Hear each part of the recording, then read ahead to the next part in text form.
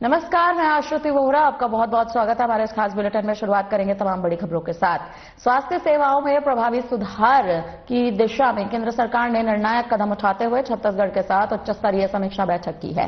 केंद्रीय स्वास्थ्य मंत्री जेपी नड्डा ने बैठक में राज्यों को स्वास्थ्य क्षेत्र में मिशन मोड में कार्य करने के निर्देश दिए और कहा कि टीबी मुक्त भारत का लक्ष्य समयबद्ध रूप से प्राप्त किया जाएगा और जन भागीदारी आधारित मॉडल से स्वास्थ्य सेवाओं को जमीनी स्तर पर सुदृढ़ भी किया जाएगा।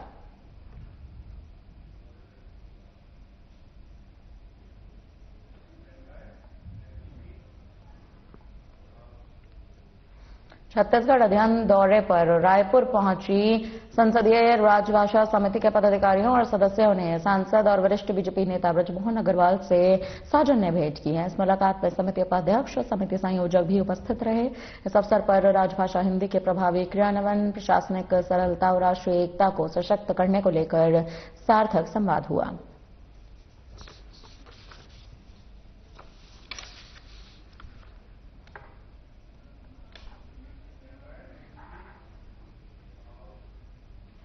खबर धमतरी से सामने आ रही है। जी हां, जहां पर प्राथमिक कृषि साख सहकारी समिति बगौद में धान खरीदी सुचारू रूप से चल रही है। समिति प्रबंधक और प्राधिकृत अधिकारी की ओर से किसानों को सभी प्रकार की सुविधाएं उपलब्ध कराई गई हैं। राज्य सरकार के दिशा निर्देश पर कुरूद ब्लॉक के अंतर्गत आने वाली प्राथमिक कृषि साख सहकारी समिति में धान खरीदी 15 नवंबर से शुरू हो चुकी है। वहीं सभी पंजीकृत किसान उच्च क्वालिटी का धान सोसाइटी में ला रहे हैं, जिसको लेकर समिति प्रबंधक ने बताया कि हमारी समिति में धान खरीदी सुचारू रूप से चल रही है, जिसमें 42 किसानों के टोकन काटे गए थे।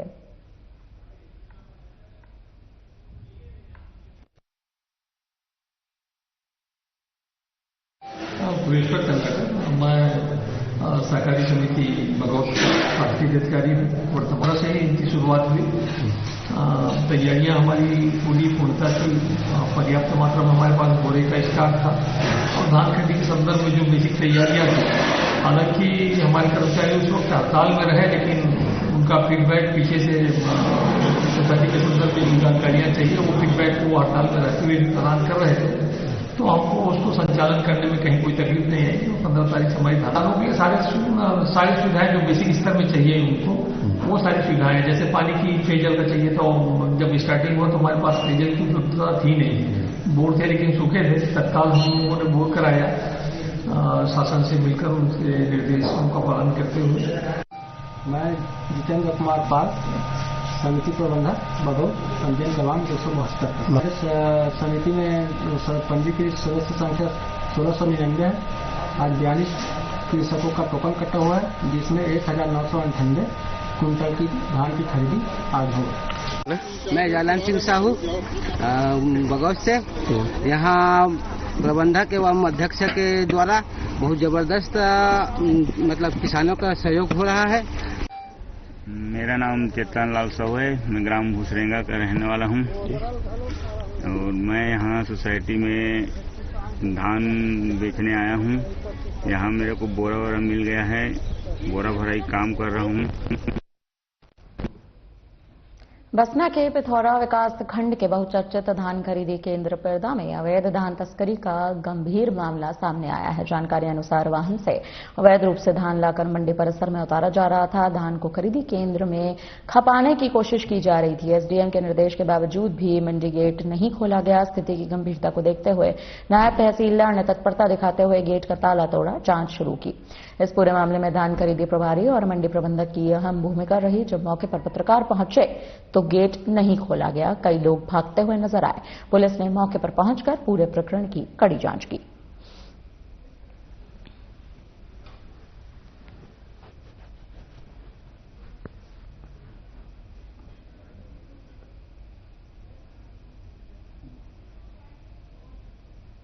नाम बजरंग सिंह वर्मा है। मैं वर्तमान में एसडीएम पिथौरा हूं। अभी हमें अपने नेटवर्क के माध्यम से सूचना मिली कि पीडा सोसाइटी में कुछ लोग जो है समिति के अंदर जो है धान को मेटाडोर के माध्यम से उतार रहे हैं। जैसी सूचना मिली, हमारे नायब तहसीलदार साहब ललित सिंह तुरंत पहुंचे। जिस क्षेत्र में वो गश्त कर रहे थे, रात्रि गश्त, और पहुंचे तो देखे कि 20-25 आदमी जो है अंदर में थे और 2 कार भी यहाँ पे खड़ी हुई है। और एक मेटाडोर है। 130 कट्टी के आसपास धान जो है यहाँ पर इन्होंने उतारा हुआ है और बाहर गेट में ताला लगा हुआ था। इनको देखते हुए भागे हैं, गेट का ताला भी नहीं खोले और गाड़ी भी छोड़ के भागे हैं। मैं नायब तहसीलदार पिथौरा हूँ। आज हमें सूचना मिली थी कि पिरदा उपार्जन केंद्र में मेटाडोर से धान उतारा जा रहा है। तो सूचना मिलते ही हम मौके पर पहुंचे। मौके पर मैंने देखा कि सोसाइटी का गेट में ताला लगा हुआ है और अंदर लोग काम कर रहे थे। कुछ लोग मेटाडोर के पास खड़े होकर वहां से धान उतार रहे थे, कुछ आसपास थे और यहाँ अंदर देखा तो यहाँ 2 गाड़ियां भी खड़ी थी, 2 कारें खड़ी थी यहाँ पर। मैंने जब लोगों को आवाज लगाया तो लोग आवाज सुन के भागने लगे। रायपुर सांसद बृजमोहन अग्रवाल ने समता कॉलोनी स्थित दिव्यांग बालिका विकास गृह परिसर में महाराष्ट्र मंडल की ओर से नवनिर्मित सियान गुडी वरिष्ठजन क्रियाकलाप और मनोरंजन केंद्र का विधिवत शुभारंभ किया है। इस मौके पर उन्होंने कहा कि सियान गुडी केंद्र में वरिष्ठजनों के लिए मनोरंजन, रचनात्मक गतिविधियां, संवाद, योग, मानसिक और शारीरिक सक्रियता के साथ साथ उनके अनुभव और कौशल को समाज से जोड़ने की समुचित व्यवस्था की गई है, जिससे ये आत्मसम्मान के साथ सक्रिय जीवन भी जी सकते हैं।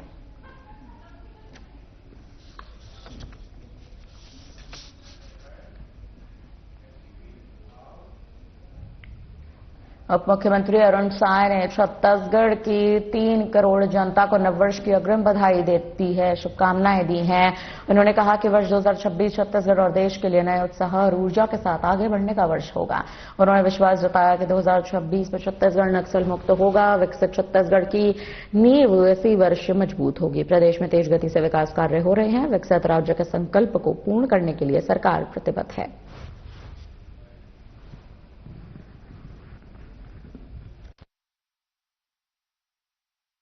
अब 2025 अपने अंतिम चरण पर है। आने वाला 2026 छत्तीसगढ़ के लिए और देश के लिए नए उत्साह और ऊर्जा के साथ आगे बढ़ने का वर्ष होगा। एक तरफ जहां हमारा छत्तीसगढ़ नक्सल मुक्त होगा 2026 में, वहीं छत्तीसगढ़ को विकसित छत्तीसगढ़ बनाने का आधार इस 2026 में तैयार होगा।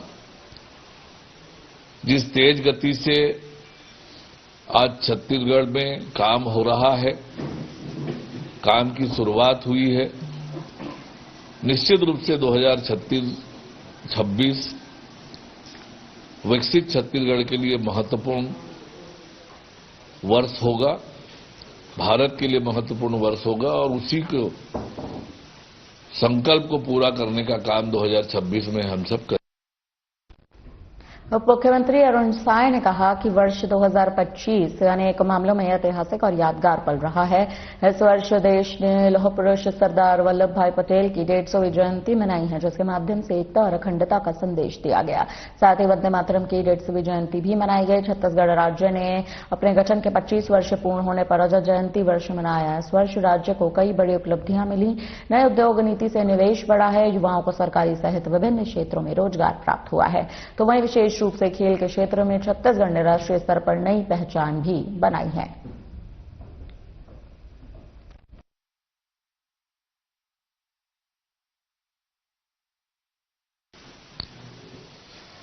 – 2025 अपने अंतिम चरण में है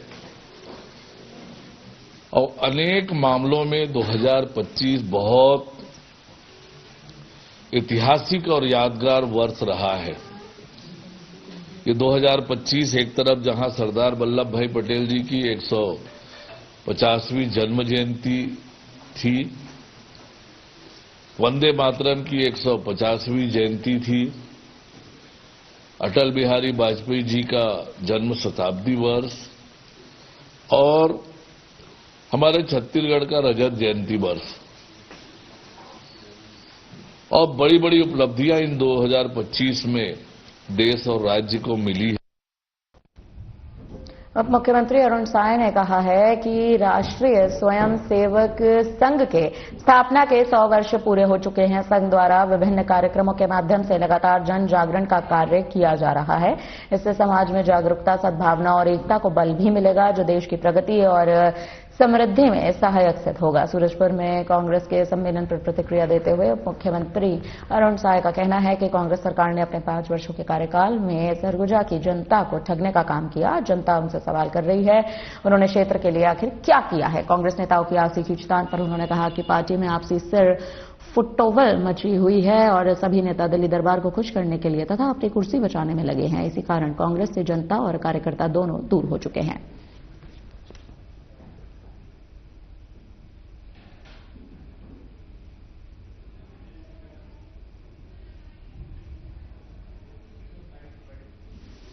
राष्ट्रीय स्वयंसेवक संघ की स्थापना के 100 वर्ष पूरे हुए हैं और जन जागरण का काम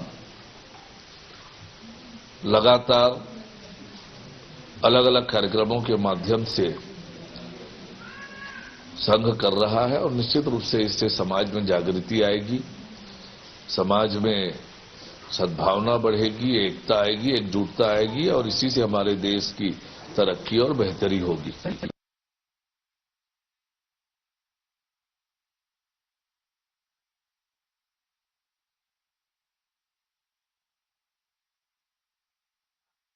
पूरे होने पर कांग्रेस पर कड़ा हमला बोला है। कांग्रेस के सम्मेलन में प्रतिक्रिया भी दी है। बताते चले 5 साल में सरगुजा का क्या हाल किया, इसकी जानकारी दी।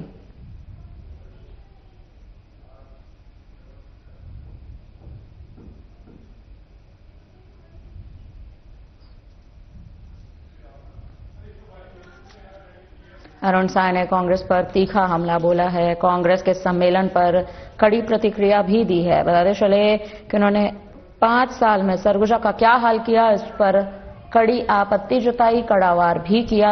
उप मुख्यमंत्री अरुण साय का बड़ा बयान सामने आया है। आपको बता दें, रायपुर में उन्होंने प्रेस वार्ता की। स्थापना के 100 वर्ष पूरे होने पर कांग्रेस पर कड़ा हमला बोला। वहीं आपको बता दें चले, दिल्ली दरबार को खुश करने तथा अपनी कुर्सी बचाने के लिए कांग्रेस जो है वो लगातार जनता और कार्यकर्ता से दोनों से दूर हो रही है। इस पर भी अरुण साय ने अपना बयान दिया है। बढ़ते हैं खबरों में आगे। मुख्यमंत्री एवं कवर्धा विधायक विजय शर्मा की संवेदनशील पहल से एक बार फिर से दिव्यांगजन को आत्मनिर्भरता की राह मिल चुकी है। विकासखंड बोडला के ग्राम सरेखा निवासी एक पैर से दिव्यांग नेमी सिंह साहू को विधायक कार्यालय कवर्धी में पेट्रोल चलित स्कूटी प्रदान की गई है। एक कृषक परिवार से आने वाले नेमी सिंह साहू ने लगभग 12 वर्ष पूर्व एक सड़क दुर्घटना में अपना एक पैर खो दिया था। दिव्यांगता के कारण उन्हें दैनिक आवागमन और जीवन यापन में गंभीर कठिनाइयों का सामना करना पड़ रहा था। अपने प्रतिदिन के कार्यों के लिए आना जाना उनके लिए अत्यंत मुश्किल हो चुका था।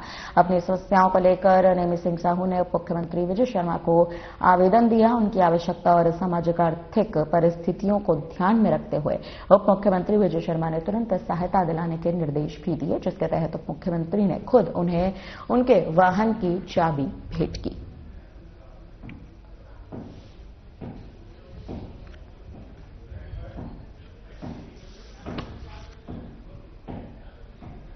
पवित्र सावन माह में अमरकंटक से मां नर्मदा का पवित्र जल लेकर दुर्गम एवं कठिन रास्तों से पदयात्रा करते हुए कवर्धा स्थित भगवान बूढ़ा महादेव में जलाभिषेक करने आने वाले हजारों श्रद्धालु कांवड़ियों को एक ऐतिहासिक सौगात मिली है। उप मुख्यमंत्री विजय शर्मा ने कांवड़ियों की सुविधा और विश्राम के लिए करोड़ रुपए की लागत से बनने वाले पंचमुखी बूढ़ा महादेव मंदिर कांवड़िया विश्राम गृह के निर्माण कार्य का विधि विधान से भूमि पूजन किया। भूमि पूजन कार्यक्रम से उप मुख्यमंत्री विजय शर्मा ने भगवान बूढ़ा महादेव मंदिर पहुंचकर जलाभिषेक किया, पूजा अर्चना कर प्रदेशवासियों की सुख समृद्धि की कामना की। इस अवसर पर सांसद संतोष पांडे, पूर्व संसदीय सचिव डॉक्टर सियाराम साहू सहित समस्त पार्षद जनप्रतिनिधि उपस्थित रहे।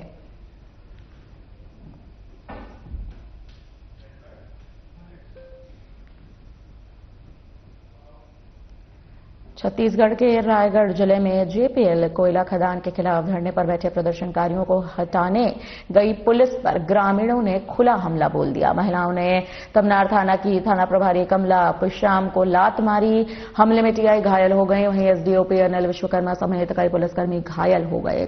कुछ घायलों को स्थानीय हॉस्पिटल में भर्ती कराया गया है, जबकि कुछ को रायगढ़ भी रेफर कर दिया गया है। हमले के बाद हालात इतने बिगड़ चुके हैं कि पुलिस की गाड़ियां और एम्बुलेंस तक जला दी गई। प्रदर्शनकारी अभी भी मौके पर मौजूद हैं। प्रदेश कांग्रेस अध्यक्ष दीपक बैज ने राजीव भवन में पत्रकार वार्ता को संबोधित करते हुए कहा कि रायगढ़ के तमनार के गारेपेलमा सेक्टर 1 में जिंदल स्टील को open cast coal mines BJP सरकार द्वारा आवंटित किया गया है। सरकार ने इसके लिए 8 दिसंबर को जन सुनवाई आयोजित भी की थी। इस खदान का वहां के रहवासी ग्रामीण आदिवासी वर्ग के लोग लगातार विरोध कर रहे हैं।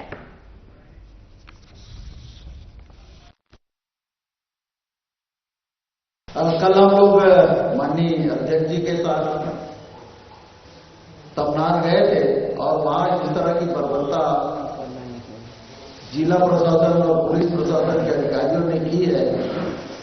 अभी एक वीडियो चल रहा था कि एक महिला पुलिस अधिकारी है, उसको ग्रामीण लोग मार रहे हैं, लेकिन वास्तविकता ये नहीं है।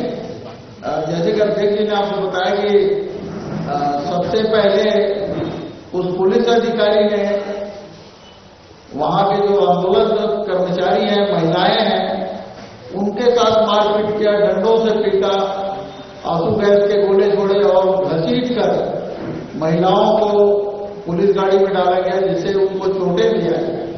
उसके बाद वहां के लोग आक्रोशित हुए। इन लोग सिर्फ शांतिपूर्वक कई दिनों से मांग कर रहे थे। धरना 8 तारीख से जो सुनवाई 8 दिसंबर को जो जन सुनवाई हुई थी,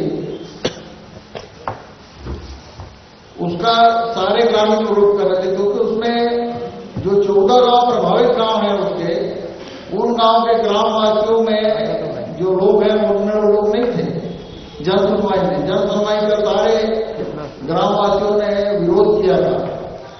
और वहां पे जो जिंदल के कर्मचारी हैं, जो स्थानीय उस तरफ के गांव के रहने वाले हैं, उन लोगों को गवाह बनाकर उनके फर्जी हस्ताक्षर कराए गए। खबर पखांजूर से सामने आ रही है। पखांजूर में छत्तीसगढ़ मतदान आशा यूनियन और NRLM बिहान सीआरपी सक्रिय महिला संघ ने अपनी 7 सूत्रीय मांगों को लेकर सुभाष स्टेडियम में धरना प्रदर्शन किया है। दोनों ही संगठनों के पदाधिकारियों का यह कहना है कि लंबे समय से उनकी मांगों को नजरअंदाज किया जा रहा है। उचित मानदेय, नियमित भुगतान, कार्य की सुरक्षा, सम्मानजनक कार्य स्थितियों सहित अन्य मांगों को लेकर महिलाएं एकजुट होकर प्रदर्शन कर रही हैं। धरना स्थल पर बड़ी संख्या में मतदान आशा कार्यकर्ता और बिहान से जुड़ी सक्रिय महिलाएं मौजूद रहीं। संगठनों ने स्पष्ट चेतावनी दे दी है कि यदि जल्द ही उनकी मांगों पर सकारात्मक निर्णय नहीं लिया गया तो आने वाले दिनों में आंदोलन को और अधिक उग्र कर दिया जाएगा।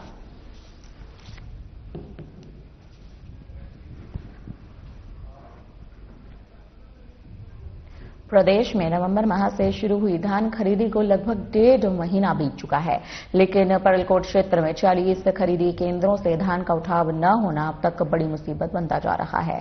शासन के दावों के विपरीत मैदानी स्तर पर परिवहन की गति बेहद धीमी है, जिससे केंद्रों में धान रखने की जगह नहीं बची है। खरीदी केंद्रों में अब तक हजारों क्विंटल धान की आवक हो चुकी है। आलम यह है कि फड़ पूरी तरह से भर चुके हैं। नए आने वाले धान को रखने के लिए समितियों को भारी मशक्कत करनी पड़ रही है। कई केंद्रों में धान को खुले आसमान के नीचे सड़कों के किनारे रखने की नौबत आ गई है। नियमों के अनुसार खरीदी के 72 घंटों के भीतर धान का उठाव हो जाना चाहिए, लेकिन 1.5 महीना बीतने के बाद भी डीओ कटने की प्रक्रिया और ट्रांसपोर्टर्स की सुस्ती ने काम रोक रखा है। समिति प्रबंधकों का कहना है कि उच्च अधिकारियों को बार बार सूचना देने के बावजूद ट्रक नहीं पहुंच रहा है।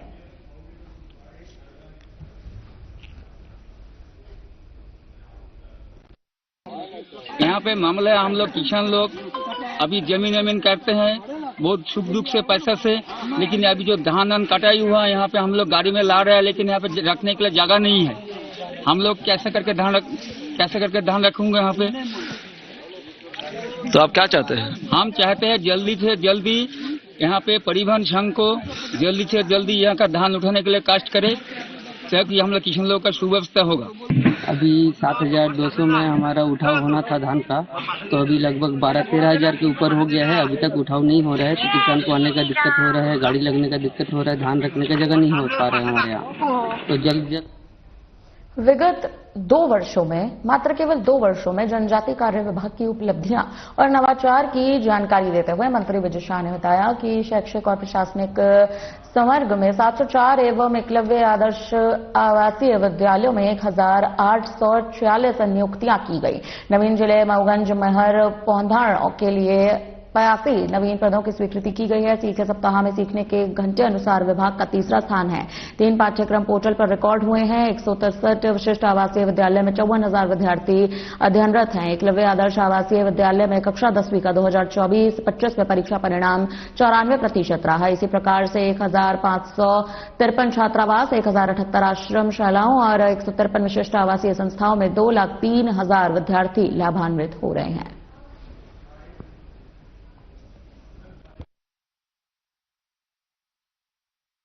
कार्य विभाग के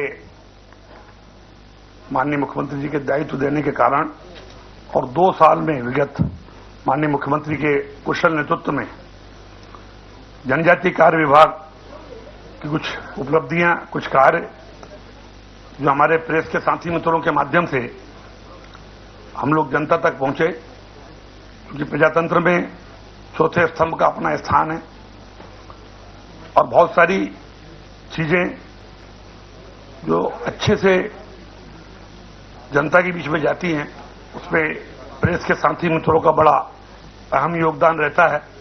देखिए, कर्मयोगी के माध्यम से और आजीविका मिशन के माध्यम से बहुत सारे हमारे प्रशिक्षण चल रहे हैं। हर चीज को चूंकि आधा घंटे में संभव नहीं है। आदि कर्मयोगी, धरती आवा, जहां आदिवासी बंधुओं को बंधन केंद्र, वहां छोटे छोटे चीजें बनाकर जीविकोपार्जन से उनको पैर पे खड़े करना, वो भी लगातार। सूक्ष्म, लघु और मध्यम उद्यम मंत्री चैतन्य कश्यप ने अपने विभाग के 2 साल की उपलब्धियां और रिपोर्ट कार्ड को प्रस्तुत किया। सीएम डॉक्टर मोहन यादव के नेतृत्व में सूक्ष्म, लघु और मध्यम उद्यम ने इन 2 सालों में कई उपलब्धियां हासिल की। सीएम प्रदेश को अनुभेद्य मध्य प्रदेश बनाने की दिशा में तेजी से काम कर रहे हैं। 2025 को हमने उद्योग और रोजगार वर्ष के रूप में मनाया, जहां उज्जैन से रीजनल इन्वेस्टर समिट के साथ आगाज हुआ, जिसके लिए केंद्रीय मंत्री अमित शाह ने भी सीएम डॉक्टर मोहन यादव की तारीफ की। 8 स्थानों पर रीजनल इन्वेस्टर समिट के जरिए से उद्योग और रोजगार का नया वातावरण भी बना। इससे निवेश के रास्ते खुले तो वहीं रोजगार भी सृजित हुआ।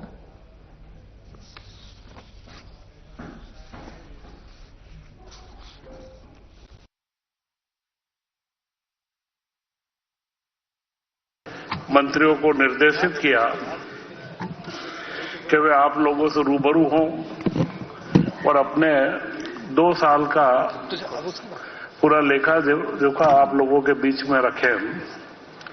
और उसके साथ में जो अभ्युदय मध्य प्रदेश का नारा मुख्यमंत्री जी ने दिया है,